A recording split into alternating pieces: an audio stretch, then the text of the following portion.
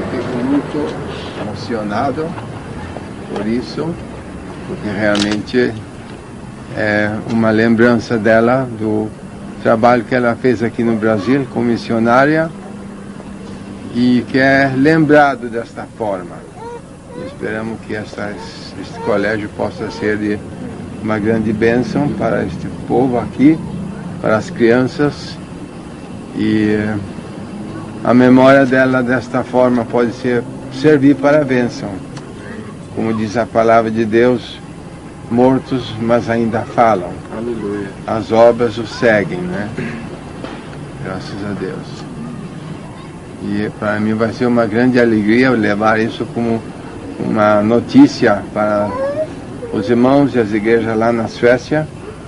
Foi a igreja de Estocolmo, onde eu estou morando presentemente, que foi a igreja que enviou ela como missionária para o Brasil. A primeira vez ela era ainda solteira naquele tempo e recebeu a chamada de Deus para vir ao Brasil para trabalhar na obra do Senhor. E o ano 1917 foi para ela um ano de muita importância, porque naquele ano ela foi batizada nas águas, foi batizada no Espírito Santo, recebeu a chamada de Deus para o Brasil e saiu para o Brasil no mês de julho de 1917. Chegou aqui no Brasil. E lá no norte, no Belém do Pará. E lá ela encontrou meu pai e também ali eles se casaram no mês de outubro de 1917. Assim que muito aconteceu para ela em 1917. Em 1918 nasci eu, em Belém do Pará. De forma que ela trabalhou toda a sua vida como os outros pioneiros da obra de Deus no Brasil. Ela deu a sua vida pela obra do Brasil. Trabalhou até em 1932, quando ela voltou juntamente com toda a família. Voltamos para a Suécia. Em 1933 faleceu meu pai, e com apenas 54 anos de idade. E em 1940 ela faleceu com 49 anos só, bem jovem. Mas os dois faleceram de enfermidades que vêm do sofrimento e do trabalho que passaram aqui no Brasil. Deram suas vidas pelo Senhor e pela obra de Deus, e o amor que tinham nos seus corações pelas almas. Ela era enfermeira formada e era enfermeira-chefe de um hospital lá em Estocolmo.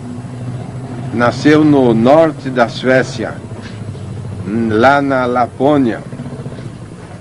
E seus familiares não eram crentes, mas ela mesma se converteu ao Senhor, se formou em Estocolmo, e depois de ter recebido a chamada de Deus ainda teve tempo para estudar um tempo numa escola bíblica lá na Suécia.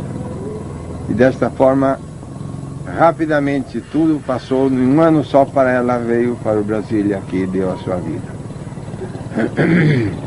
Ela foi mãe de 6 filhos. Somos 4 irmãos que ainda vivem.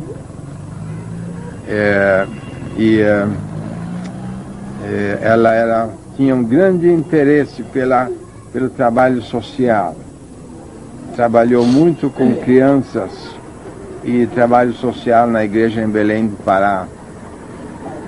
E desta forma ela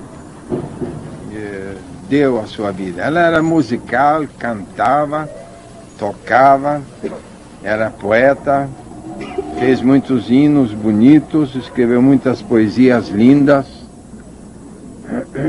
e era uma senhora de muita capacidade.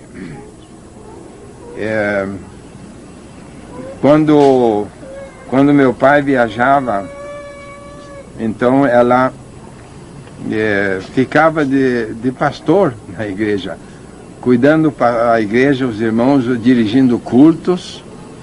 E ela era escritora, escreveu muitos artigos que foram imprimidos no Mensageiro da Paz. Quer dizer, naquele tempo não se chamava Mensageiro da Paz, era a revista que saiu com antecipação ao Mensageiro, se chamava O Som Alegre.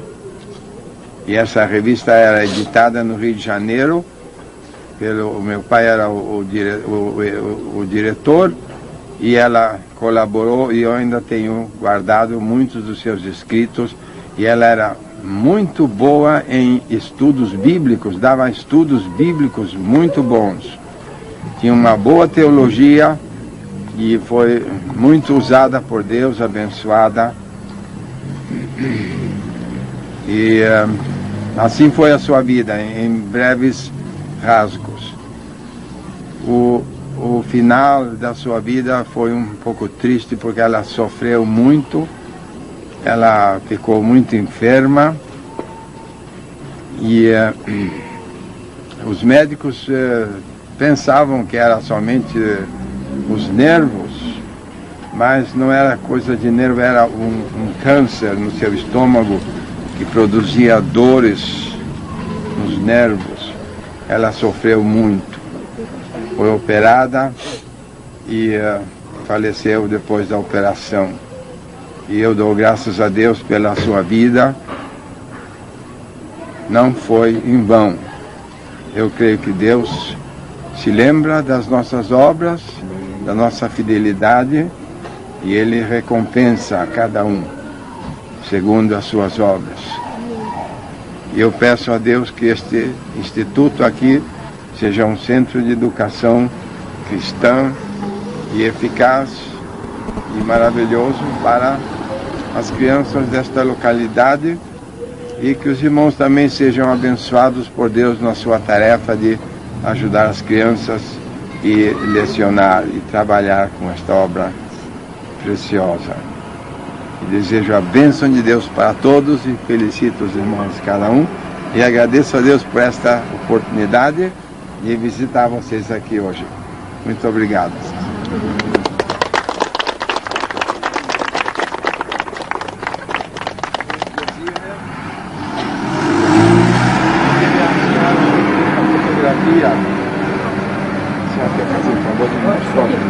A foto, eles estão olhando já. Já estão olhando. Já estão olhando. Pois é, aqui está uma boa foto dela, tirada no Rio de Janeiro, em 1930, mais ou menos. Assim que essa foto já tem mais de 60 anos, uns 65 anos. E essa foto eu vou deixar uma cópia dela para que vocês possam ter uma recordação dela. Irmãos, toda liberdade. É uma coisa que eu acho muito interessante, a direção de Deus na vida das pessoas, e como Deus pode antecipadamente revelar coisas importantes e que as pessoas dessa forma também possam seguir aquilo que Deus revela.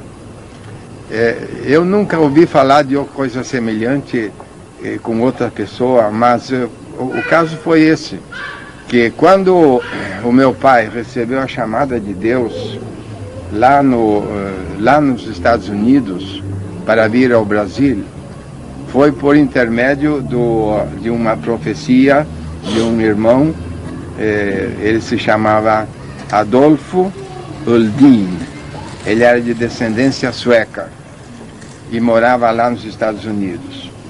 Então o meu pai, ele ia nos cultos de oração que se fazia na cozinha dessa família. E ali um dia então veio uma profecia que ele devia ir ao Brasil, ir a receber a chamada de Deus para a obra missionária, e Deus pronunciou por meio desse profeta a palavra Pará.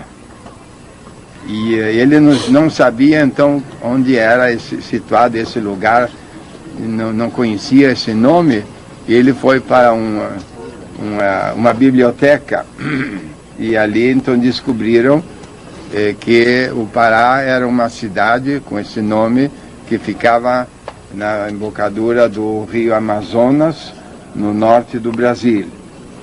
E esse mesmo irmão que profetizou, ele falou que ele tinha que sofrer muito, comer comida ruim, passar muito trabalho, muitas dificuldades, e depois disse: e a tua futura esposa, ela será chamada Frida Strandberg. E se cumpriu justamente a profecia, que eles se conheceram depois de uns quantos anos.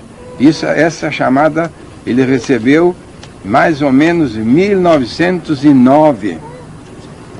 E eles se conheceram recém em 1917.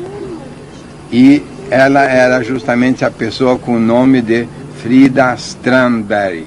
Era o nome dela como solteira. Então se cumpriu a palavra de Deus, eles se uniram e os dois serviram ao Senhor. Graças a Deus. É interessante os irmãos saberem essas coisas, não é? Era isso que eu queria dizer. Muito bem, irmãos. Eu creio que para nós é uma data histórica ter aqui o pastor Ivar Wingren. Os irmãos sabem, ele reside na Suécia com sua família e não é muito fácil uma viagem como esta e, em especial, vir a Cuiabá, Mato Grosso. Porém, com a inauguração do grande templo, isso tornou-se possível. E nós sabemos que esta escola foi um ideal do pastor Lázaro Benedito Alves, quem, creio que orando a Deus, recebeu a orientação de Deus para que o nome da escola fosse esse. E hoje nós sabemos que a escola significa algo grande para a igreja, como também para a sociedade. Não tenho dúvida de dizer que a nossa escola é um referencial para a cidade. Aqui nós temos, por exemplo, netos do prefeito municipal. Quer dizer, isso tem algum significado. Alguém está olhando, está valorizando aquilo que a igreja, por ideal, por algo da parte de Deus, tem feito até aqui. Então eu agradeço em nome da direção da escola, em nome do ministério, em nome dos professores, em nome de todos os presentes, à disposição do pastor